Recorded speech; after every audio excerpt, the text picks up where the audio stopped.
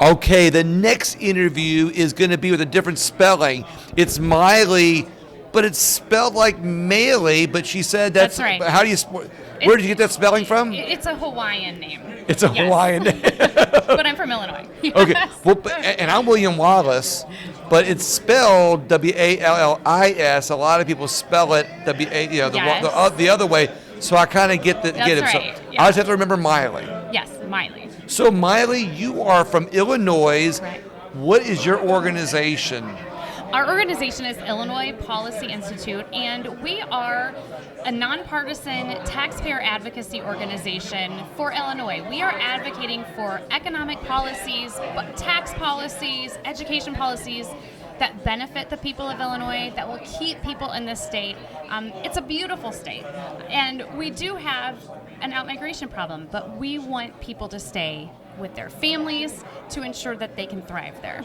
You know, I like to have people that give me original thoughts, and today I'm getting a lot of those, and you just gave me another one.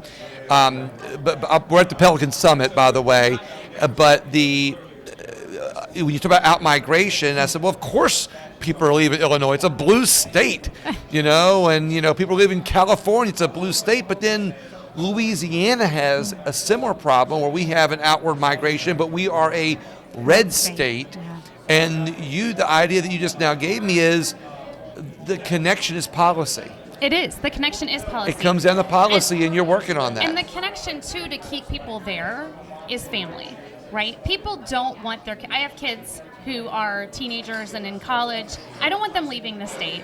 I want my state to be a place where they feel like they can thrive. And I want to make sure that we have policies in this state that keep them there.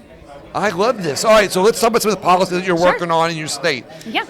So I'm the Vice President of Policy and Litigation at the Institute. So we cover budget and tax issues, education issues, but my particular focus is on labor issues and government unions in the state of Illinois and how they drive up costs in the state, but even more specifically, how they affect policy, how they are the political machine in Illinois that is changing policy for the worse.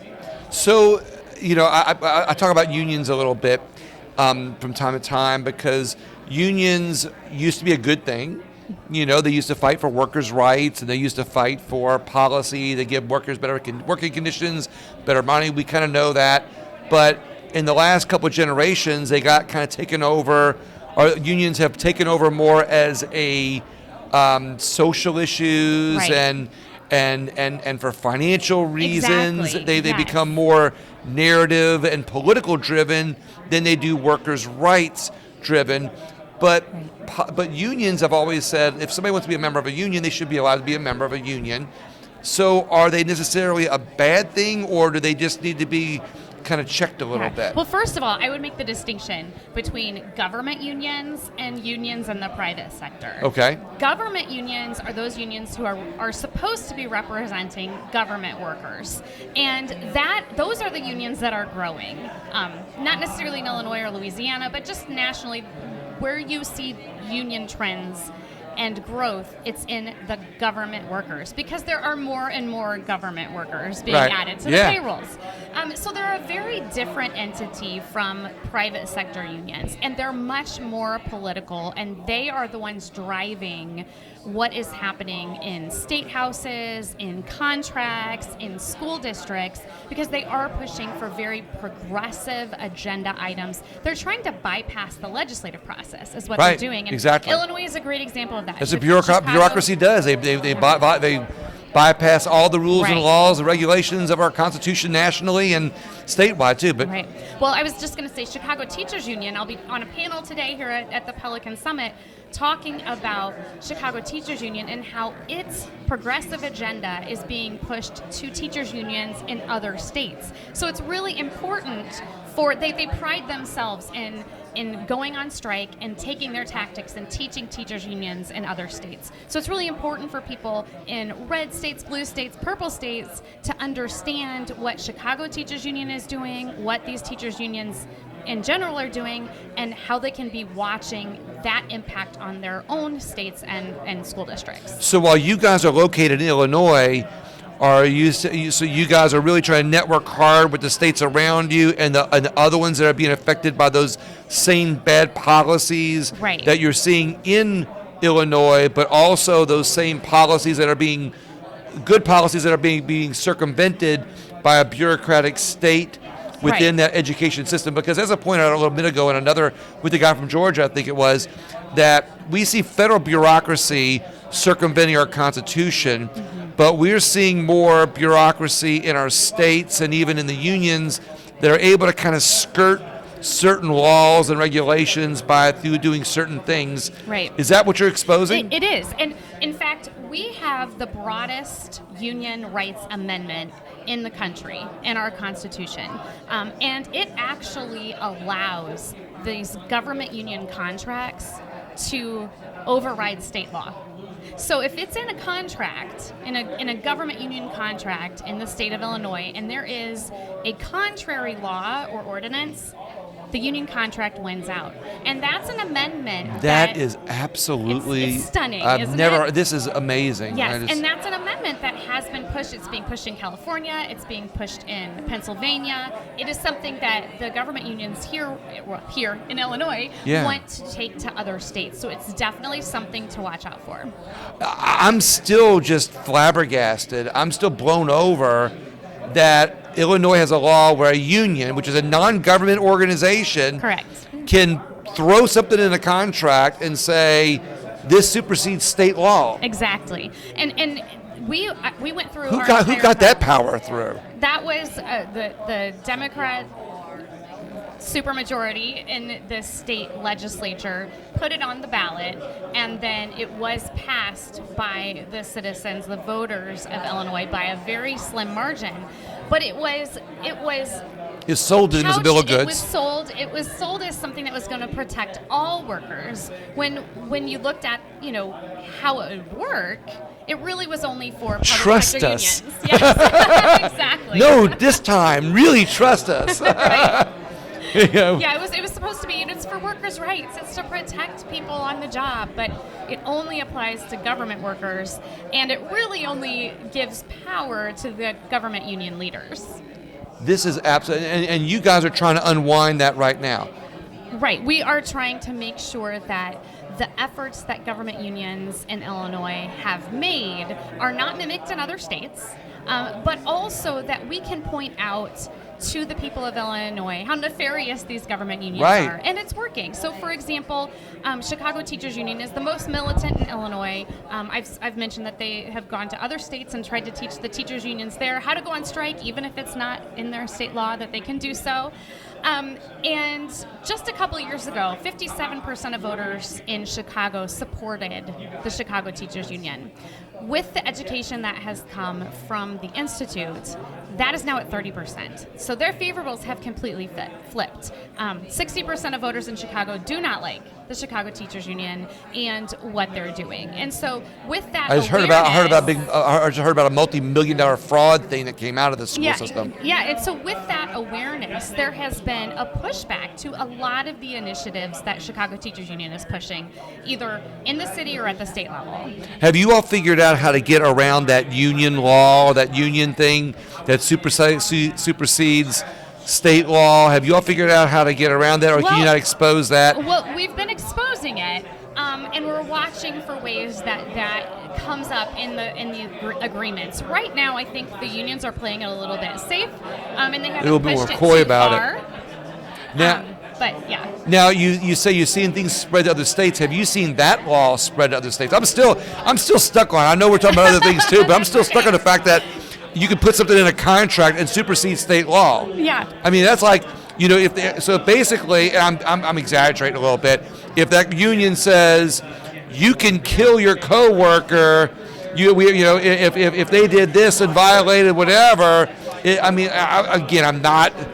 a little bit inflammatory and facetious, but I mean, like, you're right. It's could pretty be very broad. So you could have that applied to laws that relate to schools and public safety. Right. So, for example, let's say there's a law that says that all workers in public schools must have a background check and a criminal background check, which would make sense in the school environment.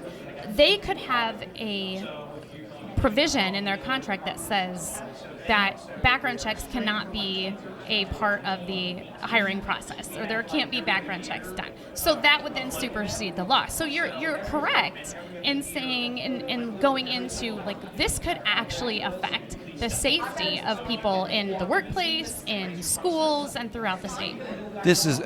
So you've seen have you seen that law in other states? Not yet. Or are they trying to push it in other states? Illinois is unique, but like I said, the amendment that was put into our Constitution is something that the unions in Illinois have admitted on a radio program, actually, that they are pushing in other places as well. Unbelievable. What else is on your radar that's going on in Illinois that needs to be that we need to watch out? I always tell my listeners that on a national level, I'm like, look, when you talk about what's going on in a state, you're going to either see it in your state, or you kicked it out of your state, or maybe it's headed to a state near you, which is why we're all like organizations like yours are in each individual state fighting for not only the freedoms in that state, but exposing what's going on a national level. Mm-hmm. What else are you exposing? So we have put a heavy emphasis on education in recent years. We want our school districts to use the best literacy programs that they can. So that's something that we've been pushing. Something that is a little different in Illinois than maybe Louisiana or surrounding states. We're very much pushing the federal scholarship tax credit program. Right. We would like Illinois to opt into that program to ensure that public, private students have access to that donor-provided money. That's something that we're surrounded pretty much by states that provide educational options in some way or form.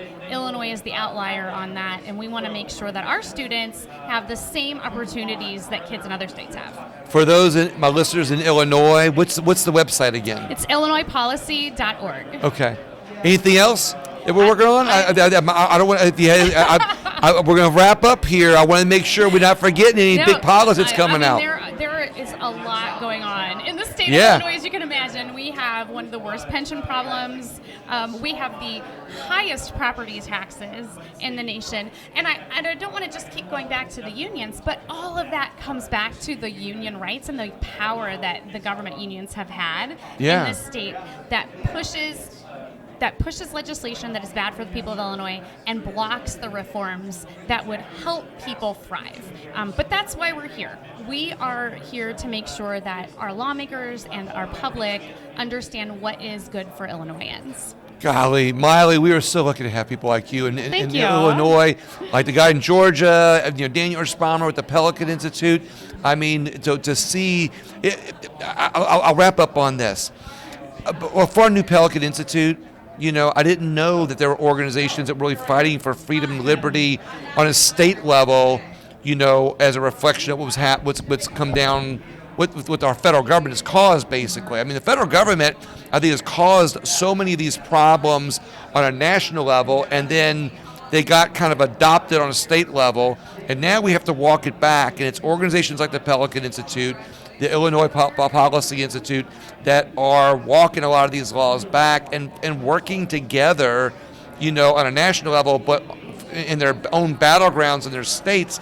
I'm just amazed by it. It is. It's a wonderful network and wonderful partnership among these organizations. We can learn so much from each other, and I'm just very happy to be here today to learn from Pelican. I love it. Mailee, thank you very much. I appreciate your time. Thank you. And everybody else, please, if you're in Illinois or wherever else, if you have an issue that you think might be mirrored by a solution that one of these organizations did, please share this interview with everybody. Please talk about the organizations, get involved with them, go to their website, see what they're doing, because it's one way that we can protect freedom and liberty for everyone in America. Thank you so much.